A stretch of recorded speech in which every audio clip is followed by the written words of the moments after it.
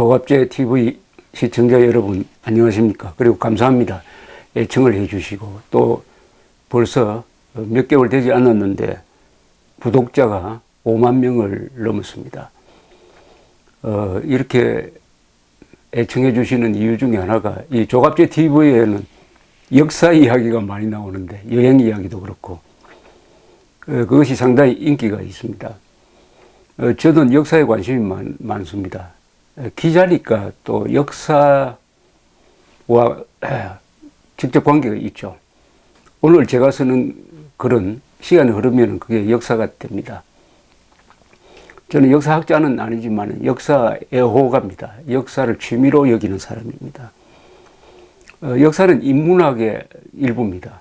흔히 인문학 할 때 문사철이라고 합니다.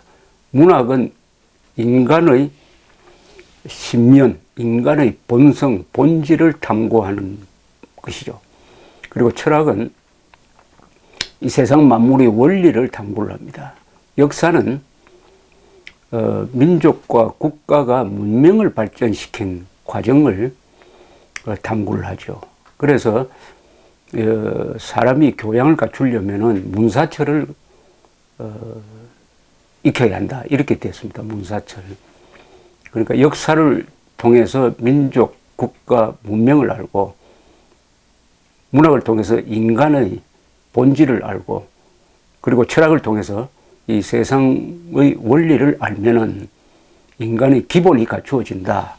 그래서 인문적인 교양이 이 청소년기에 그 바탕이 형성되면은 그 인간의 밑변이 아주 크게 된다. 밑변이 크면은 삼각형을 만들 때 높게 올라갈 수가 있다.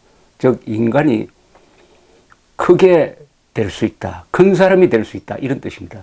인문적 교양이 청소년기에 갖추어졌을 때 그 사람은 큰 사람이 될 수 있다. 잠재력이 커진다. 그런 점에서 역사, 문학, 철학이 중요하다. 저는 이런 교육 방식이 아주 올바르다고 생각을 합니다. 역사에 대해서 말씀을 드린다면은 오늘날의 정치 상황도 이 역사적 관점에서 보면은 뭐가 보입니다. 정치학적 관점, 경제학적 관점보다는 시간을 오래 둔 한 몇천 년의 민족사의 흐름 속에서 오늘날의 대한민국의 사정을 들여다보면은 앞으로 이렇게 될 것이다 하는 예단이 가능해집니다. 예측이 가능해집니다. 역사적 관점이라는 것은 그런 점에서 중요합니다. 어떤 통찰력을 갖게 합니다. 그리고 이 위대한 인물들은 다 역사에 정통한 사람입니다. 이승만, 박정희도 그렇고 나폴레옹, 알렉산더 대왕, 처칠, 트루먼 같은 사람이 그렇습니다. 그런 점에서 저는 조갑제 TV가 국민 교양을 함양하는데 필수적이라고 볼 수 있는 이 역사 이야기를 계속 하려고 합니다. 세계사 산책 이런 제목을 걸고 오늘은 우리 민족사에서 위대한 인물 4사람을 좀 소개를 하려고 합니다. 위대한 인물은 위대한 일을 해야 위대합니다. 우리 민족사에서 2대 사건이 있습니다. 가장 위대한 업적이 2가지가 있습니다. 하나는 신라의 삼국통일입니다. 백제, 고구려, 신라가 그때까지는 다른 민족이었어요. 종족적으로는 비슷할지 모르지만은 전통이 다르고 제도가 다르고 말도 다소 달랐을 겁니다. 그런데 신라가 삼국통일을 하면서 한민족으로 살게 되었습니다. 이렇게 한 1000년 지나다가 보니까 우리가 남이가 하는 민족의식이 생긴 것이죠. 이 민족이라는 것은 어느 날 갑자기 만들어지는 게 아닙니다. 같이 오래 살면서 같은 제도와 문화와 가치관을 공유했을 때 한민족이라는 게 만들어지는 것입니다. 그 한민족이라는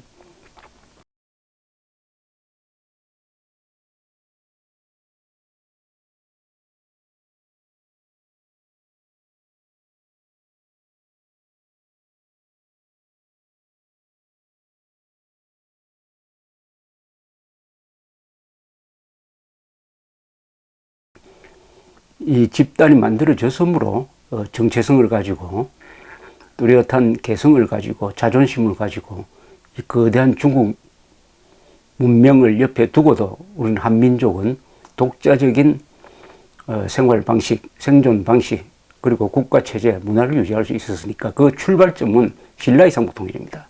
신라의 삼국통일은 660년 백제를 멸망시키고 668년 고구려를 멸망시키고 그리고 676년 당을 한반도에서 쫓아낸 약 16년의 과정에 걸친 전쟁의 작품입니다.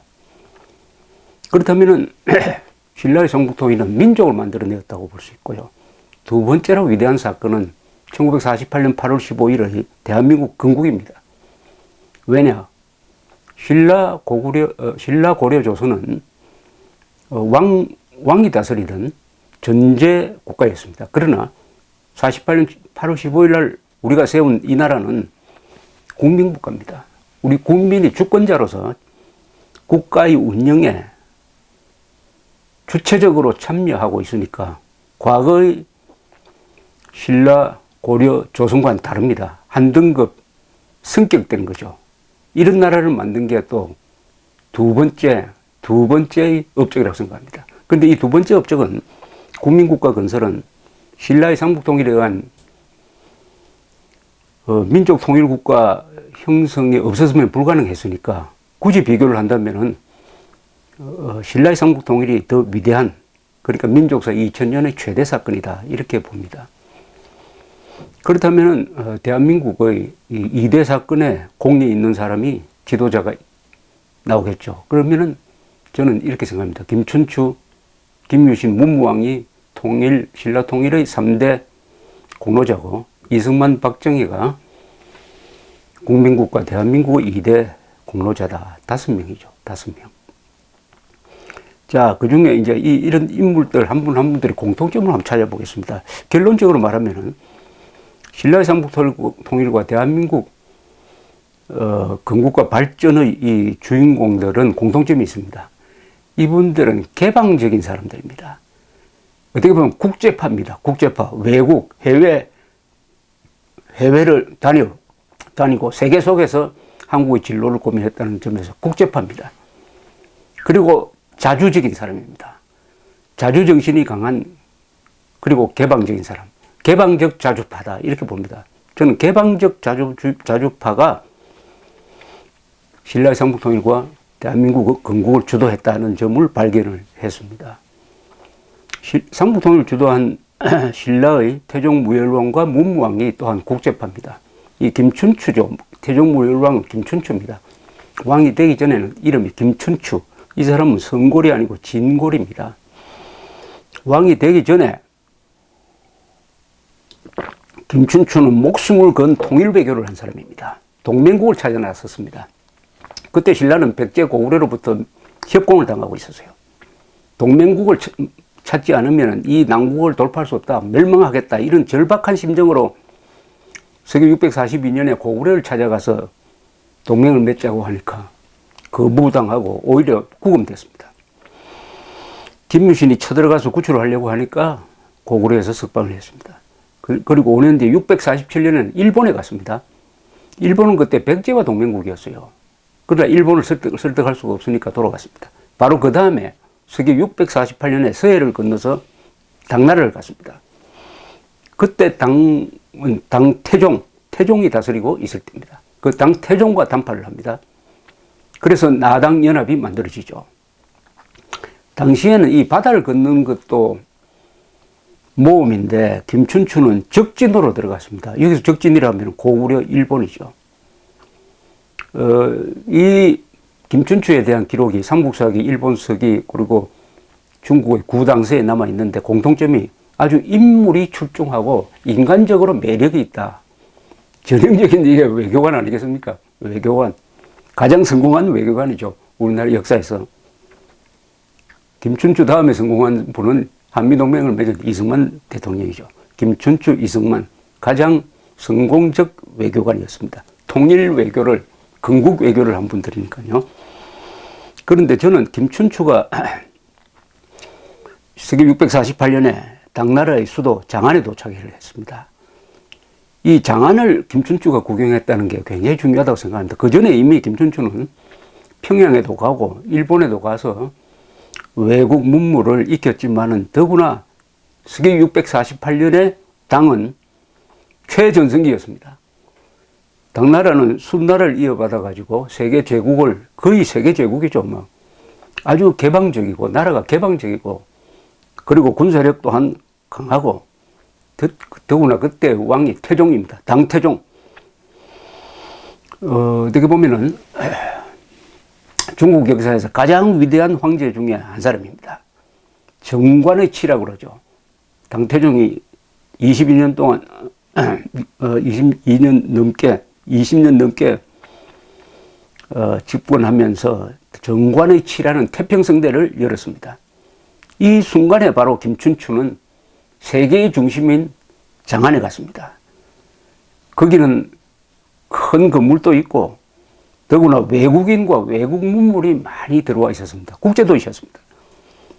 기독교, 이슬람, 서역, 북방, 서양 이런 쪽에서 온 종교, 예술, 상품들이 아주 번성한 그 도시에서 김춘추가 눈으로, 몸으로 익힌 게 있을 것입니다. 한 6달 이상 머문 것으로 되어 있는데, 여기서 담판을 해가지고, 당태종과 담판을 해가지고, 나당 동맹을 맺게 됩니다. 그래서 백제 고구려를 같이 치기로 약속을 합니다. 그리고 김춘추는 자기 아들, 나중에 문무왕이 되는 김범민, 또 그 동생 두 사람을 이 당태종 주변에 숙위라는 이름으로, 숙위, 일종의 파견, 인턴 비슷한 이런 역할을 하면서 당 궁전에서 근무를 하면서 좀 배우도록 이렇게 맡겼습니다. 그 배우기도 했지만은 또 정보를 수집해가지고 본국에 전하는 좋은 의미에서의 간첩 역할도 했습니다. 그러니까 일가가 온통 나당 동맹을 유지하는데 바쳤습니다. 그래서 김춘추는 이런 해외 외교 공작을 통해서 아주 시야가 넓은 사람이 되었을 것이고, 일본, 고구려 당의 외교 전략을 이해하는데도 더 이상이 없는 공부를 한 셈이 된 것입니다. 이 서강대 총장을 지내신 이종욱 교수가 있는데, 이분이 쓴 춘추, 신라의 피, 한국인을 만들다는 책에 보면은 이런 대목이 있습니다. 김춘추의 세 아들이 당나라에 갔던 것은 또 다른 의미도 지닌다. 당시 당나라 수도 장안성은 국제도시로서 신라인으로서는 상상도 하기 어려운 모습을 선보였다. 그것은 김춘추 부자에게는 말할 수 없는 충격이었을 것이다. 그러한 충격은 가본 사람이 아니고서는 가질 수 없는 경험이었다. 이 경험을 통하여 김춘추는 신라의 중국화, 즉 세계화를 구상하게 되었고, 그의 아들들과 더불어 이를 실행에 옮기게 된 것이다. 그러니까 이게 사람은 배우는 게 이 교과서로 배우는 것도 있지만 온몸으로 배우는 방법이 있습니다. 그것은 여행을 하는 것입니다. 김춘추는 당대의 이 동아시아를 한번 쭉 둘러본 사람이었습니다. 그럼에도 불구하고 이 사람은 친당파가 되지 않았어요. 국익과 자존심을 지키는 주체적 인물이 되었습니다. 문무왕도 마찬가지고. 이렇게 함으로써 김춘추는 나당 동맹을 맺고 신라가 삼국통일을 할 수 있는 외교적 기반을 만들었습니다. 이것이 신라의 삼국통일로 이어졌는데, 대한민국 건국을 주도한 이승만도 김춘추와 같은 국제적 교행인이었습니다. 그 또한 김춘추처럼 당대 최고의 문명을 뽐내는 미국의 워싱턴에 오래 머무르겠습니다. 수십 년 동안 워싱턴에 있었어요. 이승만 대통령이 워싱턴에 오래 있었다는 것은 뭘 의미하느냐? 세계 정세를 넓게 볼 수 있었다. 거기서 세계 전략을 요리하는 최고급 인물들을 만날 수 있었다. 또 미국이 어떻게 작동하는지를 알 수 있다. 특히 언론과 여론이 얼마나 중요한가를 알게 되었다. 언론과 여론이 국가 정책에 어떻게 영향을 끼쳤느냐 하는 그 메커니즘을 알게 되었다. 여기서 사람이 사람을 알아본다는 말이 있지만은 이승만 대통령은 식민지에서 온 아주 초라한 청년이었지만은 시어도 루즈벨트 대통령을 만납니다. 찾아가서 만나죠. 그래서 한국 독립을 유지해달라고 이렇게 때를 씁니다. 그때 이미 시어도 루즈벨트는 한국을 일본에 넘기기로 합의한 상태였습니다. 그리고 이분이 프린스턴 대학교 박사 과정을 밟았는데 이승만 대통령이 그때 총장이 우드로 윌슨이었습니다. 이분은 나중에 1차 세계대전 때 미국 대통령이 됩니다. 그러니까 대통령 두 사람을 학생 시절에 만났어요.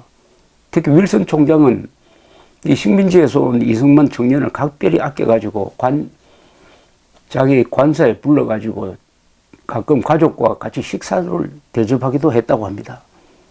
이 시어도 루즈벨트, 윌슨 두 사람은 미국 역대 대통령 랭킹을 내면은 10등 안에 듭니다. 그 나중에 이승만 대통령이 또 대통령이 된 다음에 상대했던 두 대통령, 트루먼 대통령, 아이젠하워. 이 두 분도 위대한 대통령 반열에 드는 사람입니다. 즉, 이승만 대통령은 생애에서 미국의 10대 대통령 안에 드는 시어도 루즈벨트, 우드로 윌슨, 트루먼, 아이젠하워 대통령을 상대했다. 그렇게 되면 자연히 안목이 커지고 사람이 커지는 거죠. 큰 사람이란 것은 큰 사람을 상대하는 사람이란 뜻도 포함이 되는 것입니다. 아시다시피 이승만 대통령은 조지 워싱턴 대학에서 학사, 하버드에서 석사, 프린스턴 대학교에서 박사 학위를 받아서 한국인 최초의 박사가 되었습니다. 그래서 이승만을 우리가 대통령이라 부르지 않고 이승만 박사라고 불렀죠.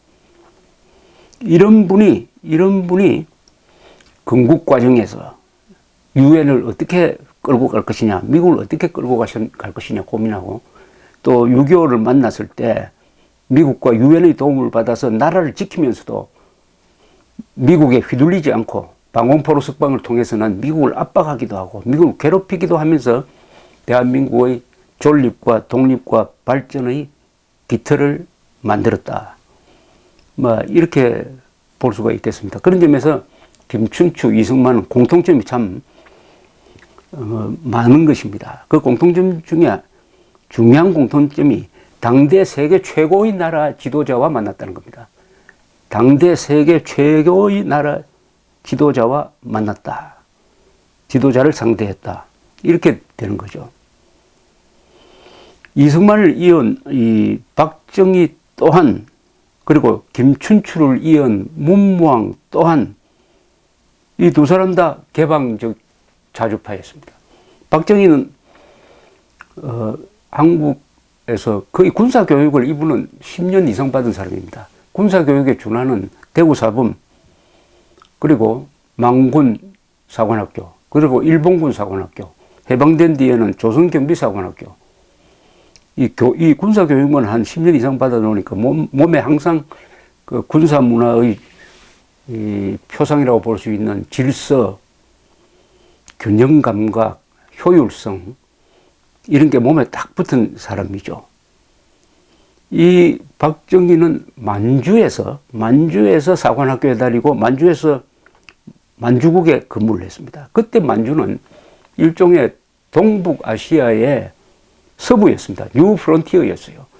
거기는 만주국이라는 괴뢰국을 만들어가지고 일본을 능가하는 나라를 만들겠다 해가지고 어마어마한 건물을 만들고 계획을 하고 해서, 또 그러다 보니까 야심찬 사람, 별의별 사람이 또 만주로 모여가지고 서로 경쟁하고 음모하고 서로 싸우고, 거기는 공산당도 있고 장개석 군대도 있고 뒤죽박죽이 된 이 만주라는 거대한 대지에서 젊은 시절을 보낸 박정희는 그 만주의 특징인 통이 크고 야망이 큰 이런 것을 흡수하지 않았냐, 이렇게 생각됩니다.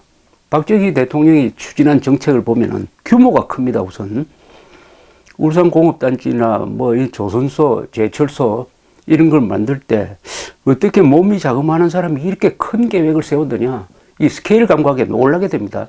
저는 그것의 한 원인이 이 만주에서 그 큰 안목을 기른 것이 아니냐 하는 그런 생각도 해봅니다. 만주. 이 격동기의 만주를 경험한 사람의 공통점이 그런 게 있습니다. 만주 인맥이라고 합니다. 한국에도 뭐 정일권, 백선엽 장군 이런 분들이 만주 군맥에 들어가는데, 일본에도 기시, 시이나 같은 이 만주 관료 출신들이 있습니다. 이분들의 공통점이 어쨌든 이 스케일이 크고 야심이 대단하고 추진력이 강한 그런 점이죠. 그리고 박정희 또한 일본 육사 2년 유학을 하면서 일본도 보았습니다. 일본, 만주, 한국. 국제파죠, 국제파. 문무왕은 아까 설명드렸다시피 문무왕은 태종 당나라 황실에서 파견 근무를 했던 사람입니다. 그러다가 김춘추가 백제를 멸망시킨 다음에 일찍 죽은 다음에 곧 왕이 되었죠. 이 문무왕은 그 뒤 20년 동안 재위하면서, 20여 년 동안 재위하면서 백제를 멸망시키고, 그리고 백제 부흥운동을 진압을 하고, 그 백제 부흥운동을 도우려고 온 이 일본 약 3만 명의 일본 왜군이죠. 왜군을 당나라와 함께 백총광 해전에서 전멸시키고, 한 걸음 더 나가서 서기 698년에 평양성을 함락해서 고려를 멸망시키고, 그 다음에는 당나라와 결전을 합니다.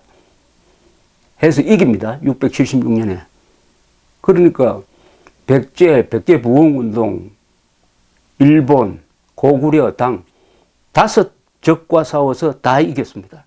그리함으로써 드디어 서기 676년에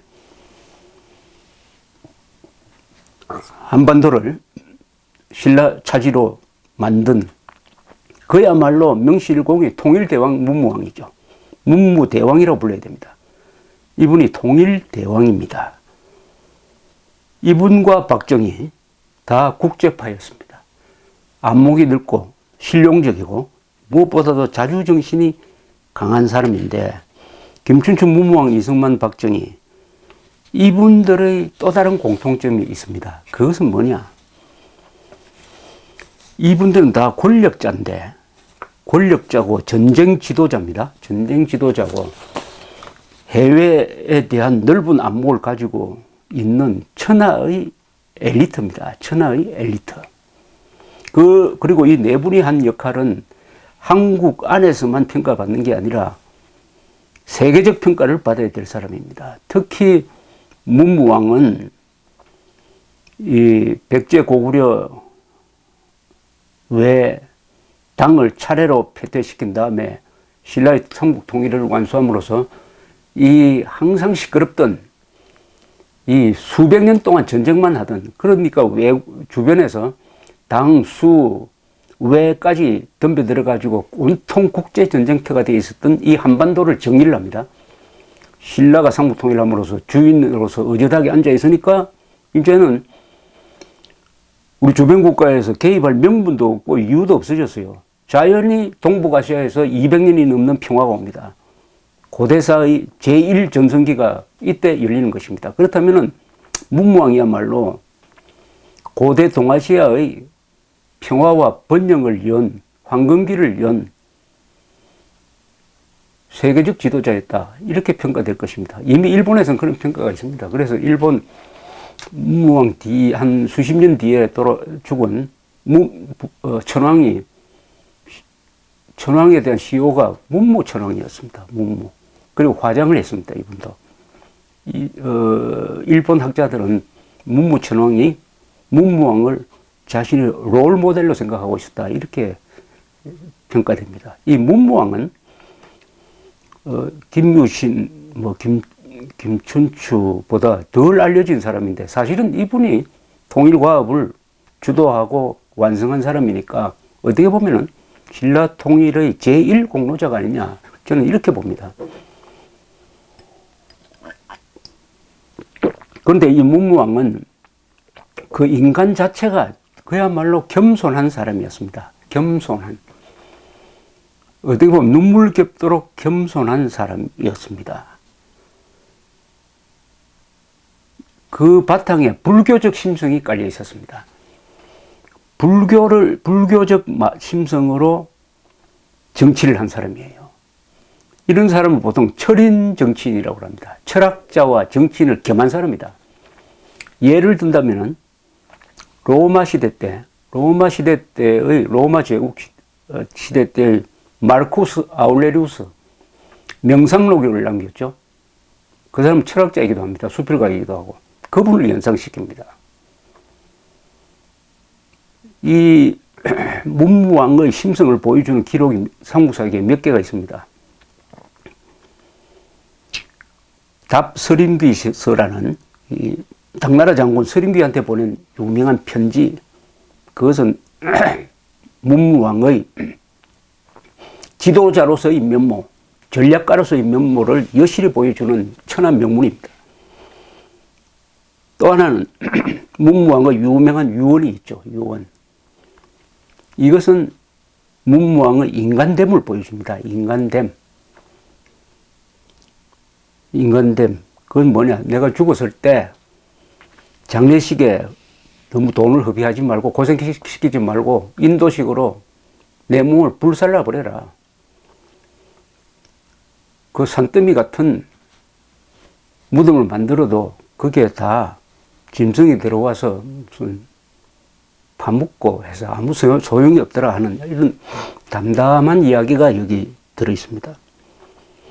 또 하나는 삼국사기 문무왕 668년 문무왕 8년입니다만은 고구려를 멸망시킨 다음에 포로 7,000명을 이끌고 경주에 돌아와서 신하를 데리고 선조의 묘에 이 참배한 다음에 일종의 사면령을 내립니다. 이게 참 감동적입니다. 이것은 삼국사기에 서기 668년 11월 5일 문무왕 8년 11월 5일에 5일자에 적혀 있습니다. 이걸 한번 읽어보겠습니다. 문무왕이 지시하는 겁니다. 지금 두 적이 평정되어 사방이 안정되었다. 적을 무찌를 때 공을 세운 자들에게는 이미 상을 다 주었다. 전사한 홀령들에게도 명예를 추정하였다.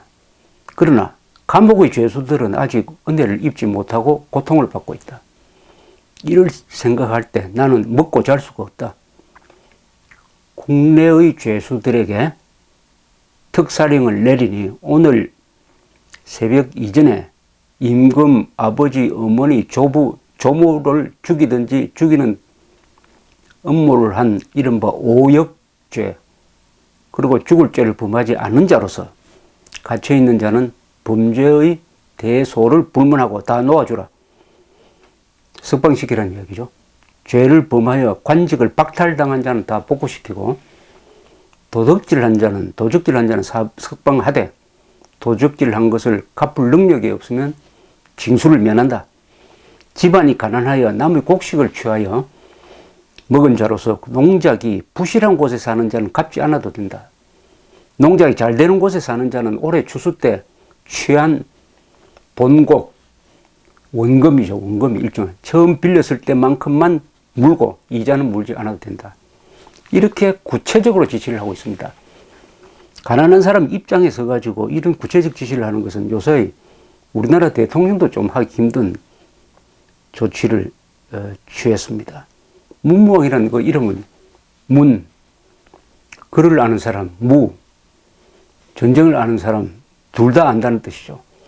당시의 문이라는 것은 불교를 의미한다고 볼 수 있습니다. 불교. 당시에 유교도 물론 있었지만 불교적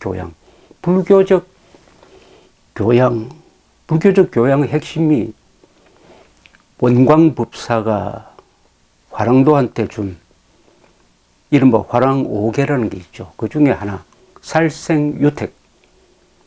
사람을 죽일 수밖에 없는 시대지만은 사람을 죽이더라도 제발 골라서 죽여라. 그게 살생유택입니다. 그런 불교적 심성과 위대한 전략가의 교양을 겸한 균형이 아름답게 갖춰져 있는 그런 사람임을 이 문무왕을 이 탐구를 하면은 다가오면서 문무왕 하면은 머리에 떠오르는 것이 아주 아담한 분, 그러면서도 무서운 사람. 그런 점에서 이미지가 박정희 이미지와 상당히 겹치는 바가 있습니다. 어쨌든 우리 민족사, 우리를 있게 한 김춘추, 문무왕, 이승만, 박정희 네 사람은 공통점은 다 국제파였다. 여행을 많이 한 사람이다. 그리고 전쟁도 알고 글도 안 사람이다. 문무를 겸한 사람이다. 위대한 교양인이었다. 이런 결론을 내리게 됩니다. 경청해 주셔서 감사합니다.